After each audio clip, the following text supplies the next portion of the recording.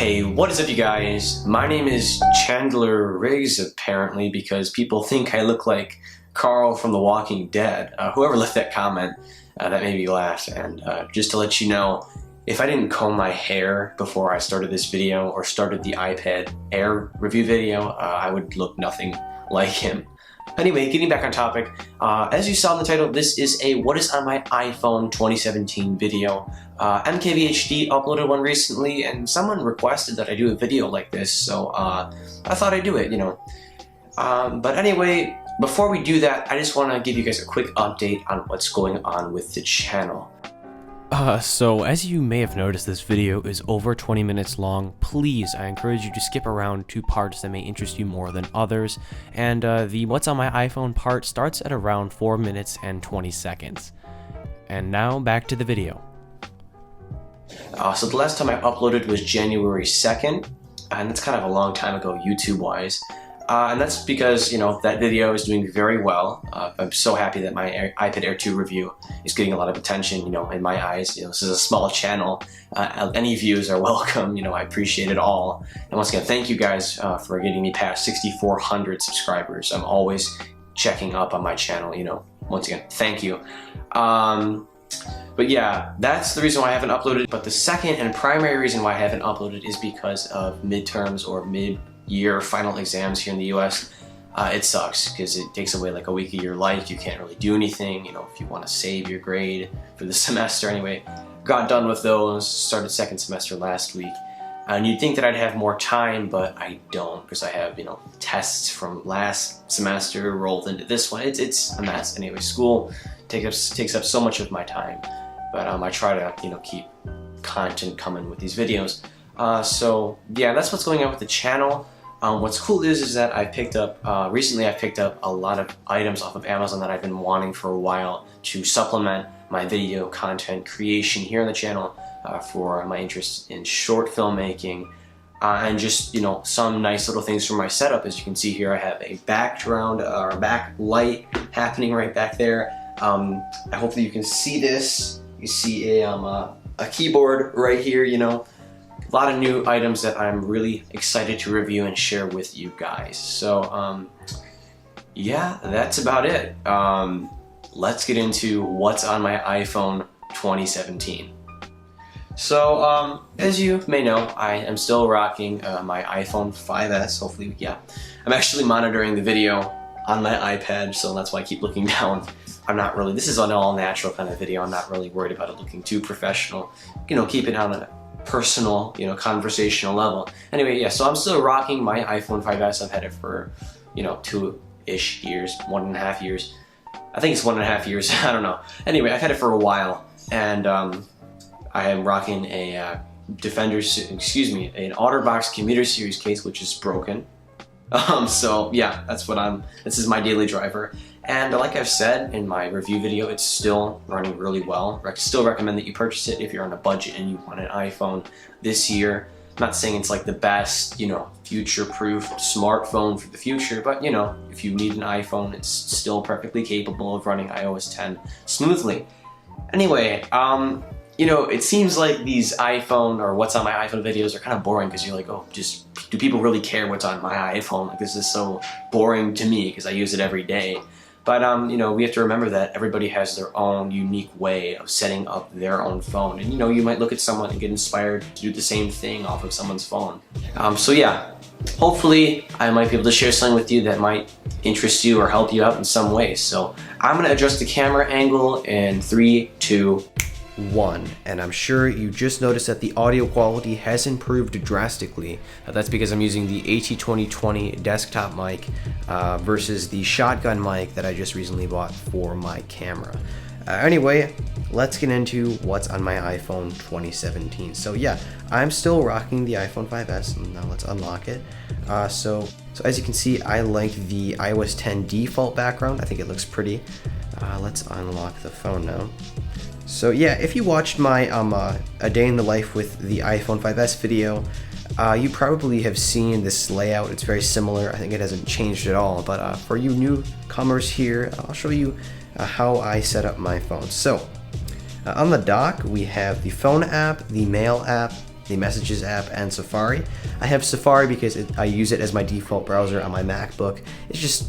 It's clean, it works nice, and yeah. And you can see there, I was looking up how to pronounce Chandler Riggs' name because I thought it was Chandler or Chandler. I didn't want to look stupid. Anyway, I use the default browser, which is Safari on the iPhone. It's simple and it works for me. Then I have the Messages app. I use this constantly because it's just, I don't need to use any third-party apps, and it syncs up with my Mac. Simple once again. I use it constantly. That's why it's in the dock. Next to that, I have Mail. I just keep it there when I want to read some comments or anything. Just is kind of useful because, it'll show you who's subscribed and who's commented. And then I have the Phone app, which I rarely use, but like any millennial, we don't really use the phone. But I have it there in case you need to make any phone calls to a family member or a friend, or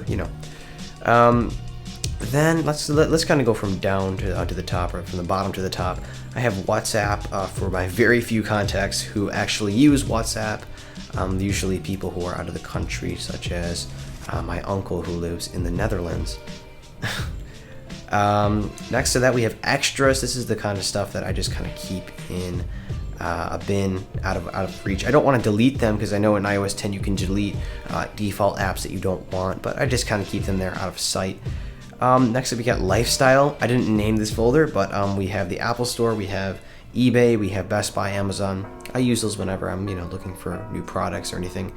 Then I have Utilities. I have Ookla Speed Test because I'm a geek and I like to test bandwidth speeds in different places. I have Geekbench 3. Just keep it there, just because I have a battery app which kind of displays battery diagnostics. You can look at your specs. You can allegedly clear out your RAM. I don't know how accurate or useful it is, but you can clear out some of your memory, which is a nice little feature, I guess.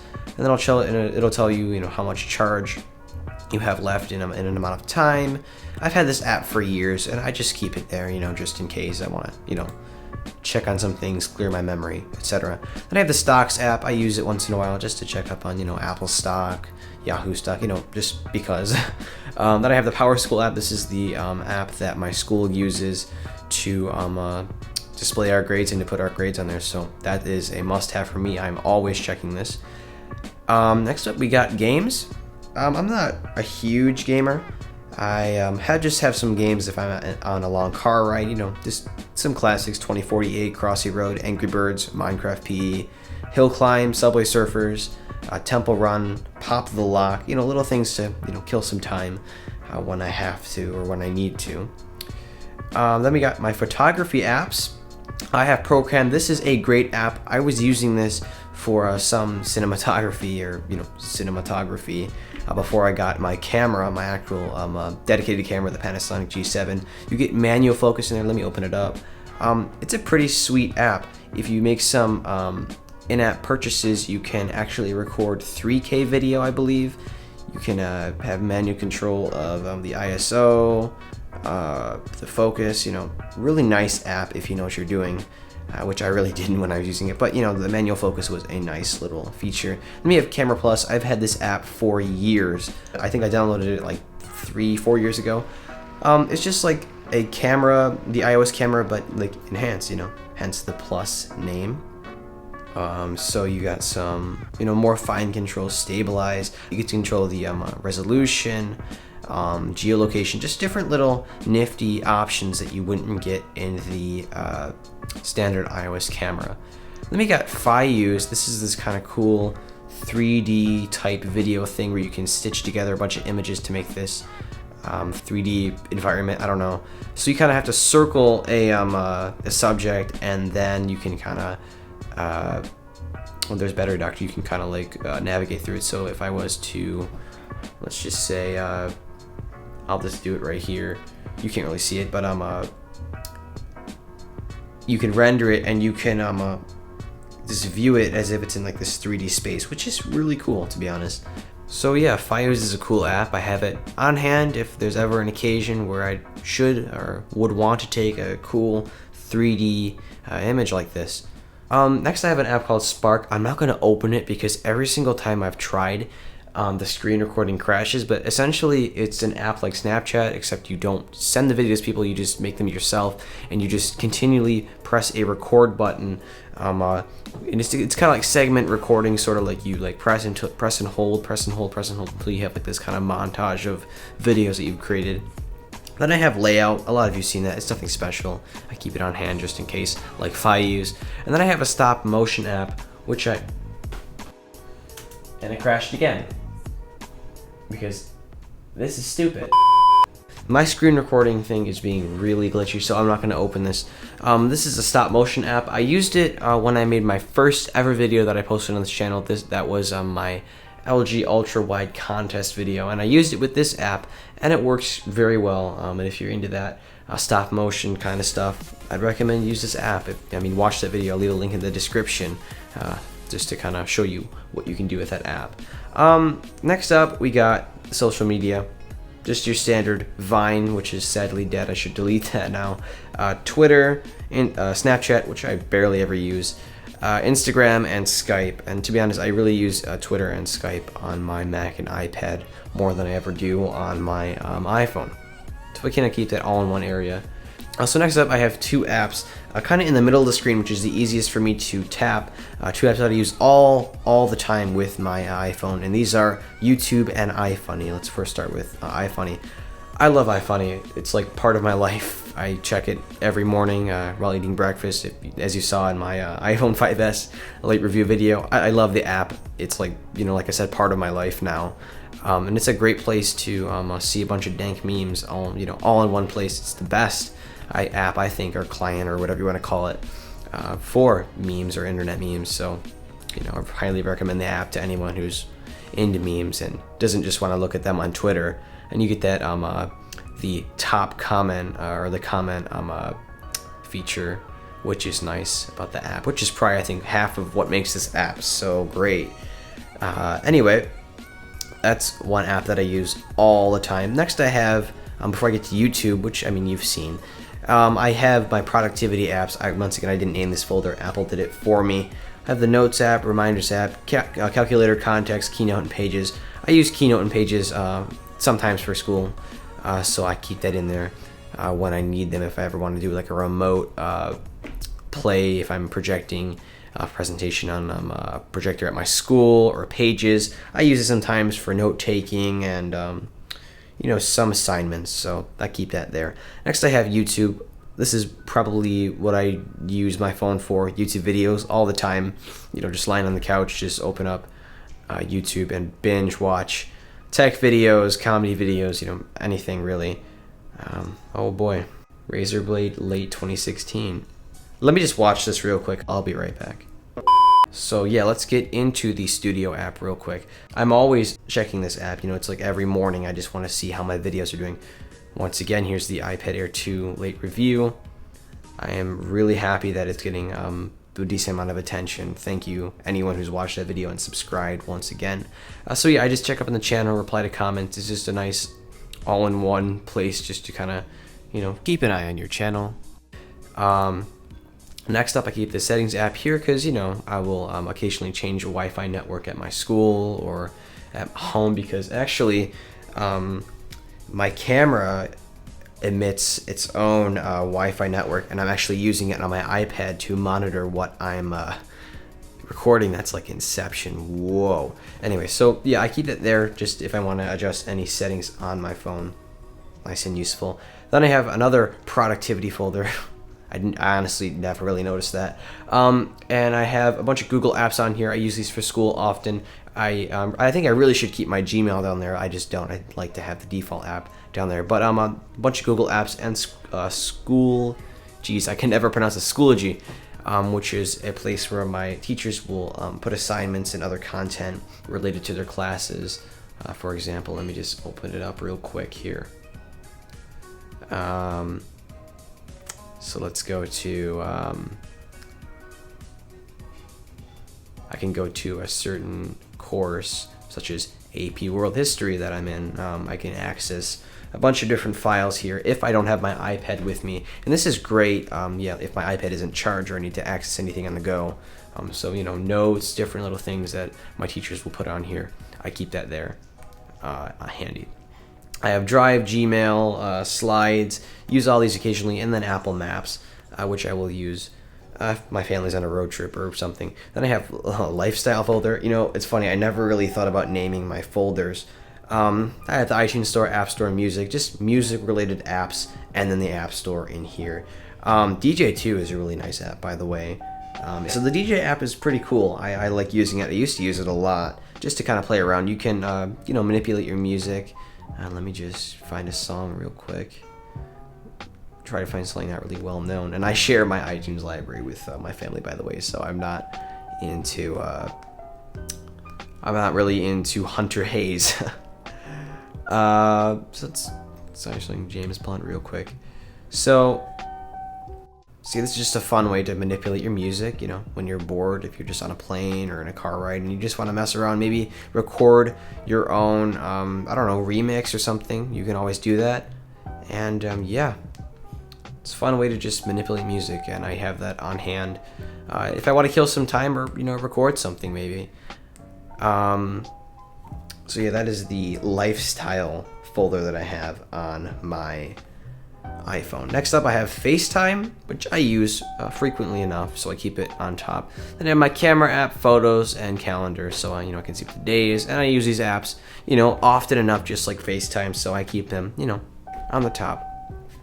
Then I have one more page of apps. Let me just scroll over, and these are just a few. I have the iDiskMe app. If you haven't already watched my Olala flash drive review, it works with this, which I will be using occasionally if I'm going on a vacation or I need to show someone a file that's off my Mac and I don't really feel like sending it to my iMessage and going to all the hassle. So it's nice to have that app if I want to use that drive.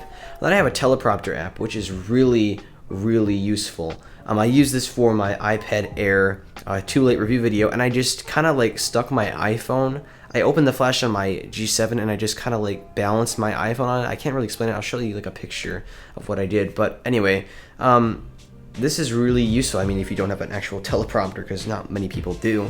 And if you want to do that, you know, by yourself without, you know, staring at a laptop screen, this works very well. And you can adjust the speed, and it's just a nice, clean looking app that I enjoy using, and I'm going to be using it for more videos of mine, obviously, because, you know, I did a face reveal, and, you know, now I'm showing my face, right? So that's that app. Then I have Duet. I'm sure you've heard of it. It's just a way that you can view your Mac screen on your iOS device. And you can also manipulate the screen and use it as a touch screen. It's a pretty sweet app. Kind of expensive, but it works very well. It's almost lagless, and yeah, I highly recommend it if you're using it for creative purposes. You know, if you want to have a viewer, a Final Cut on there, or a screen with several controls. You know, it's just a nice way or alternative to buying an external display, and if you need to be on the go and use an external display.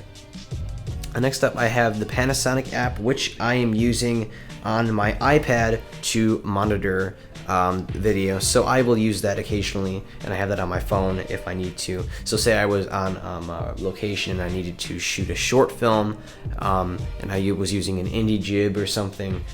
Since the G7 doesn't have a HDMI out connection, it does, but it doesn't support it while you're recording. I can use this and stick it at the end of the jib so I can like kind of visualize what's going on. So that's really nice.